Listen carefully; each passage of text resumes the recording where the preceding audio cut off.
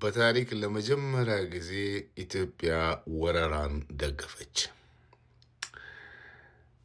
እስራኤል የምታደርገውን መስፋፋት በመደገፍ ስሟ ከፍ ተብሎ እየተነገረ በእያንዳንዱ ሚዲያ ጭቆናንና ወረራን ስትታገል አልገዛ ስትል የኖረችው ኢትዮጵያ ወረራን ደገፈች የሚል ዜናዎችን ሳይ አልደነገጥኩም። በነገራችን ላይ ኢትዮጵያ ይሄንን ታውቃላችሁ? በአፄ ኃይለ ሥላሴ ጊዜ ለእስራኤል ወረራ እውቅና አልሰጠችም፣ ለእስራኤልም የሀገርነት እውቅና አልሰጠችም። በደርግ ጊዜም ለእስራኤል ወረራ እውቅና አልሰጠችም፣ ለእስራኤል ሀገርነት እውቅና አልሰጠችም። ኢትዮጵያ በመለስ ዜናዊ ጊዜም ለእስራኤል ወረራ እውቅና አልሰጠችም። ኢትዮጵያ በአብይ አህመድ ጊዜ ለእስራኤል ወረራ እውቅና ሰጠች።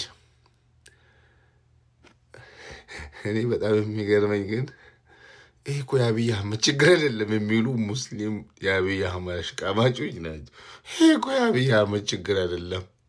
እኔ ምናችሁን ነው የወጋችሁ? አብይ አህመድ ግን በተለይ ስፔሻሊ የኛ የስልጤ አካባቢ ተወላጅ የአብይ አህመድ ደጋፊዎች የሆነ ቦታቸው ግን አቅላቸውን በቃ በመርፊ ይሁን በመዶሻ ይሁን ወቅቷቸዋል ሰውየው። ይህን የሚያክል ሀገራዊ ውሳኔ ከተወሰነ በኋላ የአብይ አህመድ ችግር አይደለም ይሉሃል። በቃ አንድ እግር አልባው ሚዲያ የሚባል አለ፣ እግረኛው ነው እግር አልባው ሚዲያ። እሱ ላይ ለመዝመት ጊዜ የቀደማቸው የለው። አሁን አብይ አህመድ የእስራኤልን ወረራ ደገፈ፣ በኢትዮጵያ የእስራኤልን ወረራ ደገፈች ተብሎ ሲወራ ጸጥ በቃ በድንጋይ የተመታ ድመት ይመስሉ።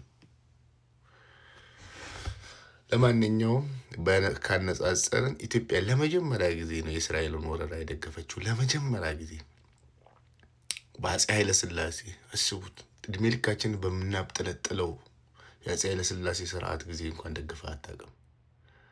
እውቅና አልሰጠችም ለእስራኤል። በደርግ በምናብጠለጥለው በደርግ እውቅና አልሰጠችም። በምናብጠለጥለው በመለስ ዜናዊ ጊዜ እውቅና አልሰጠችም። በመለስ አልሰጠችም፣ በአፄ ኃይለ ሥላሴ አልሰጠችም፣ በደርግ አልሰጠችም፣ አልደገፈችም የእስራኤልን ወረራ። ኢትዮጵያ በአብይ አህመድ የእስራኤልን ወረራ ደገፈች። ሰላሙ አለይኩም።